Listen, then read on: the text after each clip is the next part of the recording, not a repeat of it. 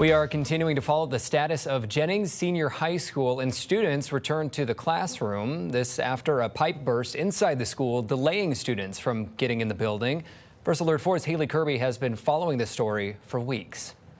We're here at Jennings Senior High School, where in-person classes were delayed yet again after a pipe burst flooding the inside of the building. The new start date for students will be January 20th. After the flood, I was given the opportunity to tour the damage inside the building. Officials with the school explained the morning of the pipe burst, there was around 6 to 8 inches of standing water over several parts of the building, damaging much of the floors. Most notably in the auditorium and gym, band instruments and uniforms were also damaged. Since then, crews have been working around the clock, pulling up tiles and carpets. Photos released by the school in comparison to what I saw just a few days prior show progress has been made, but it's still not enough for students to return to the building safely. In a release, officials with Jennings School District say the new return date will be again January 20th. That's the Tuesday after MLK Day. The school will operate on an alternating schedule, with only half the students returning Tuesday and the other half another day. Fridays will be optional in-person days.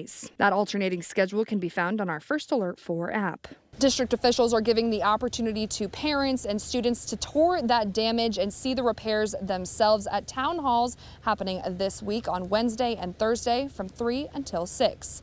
Reporting in Jennings, Haley Kirby, First Alert 4.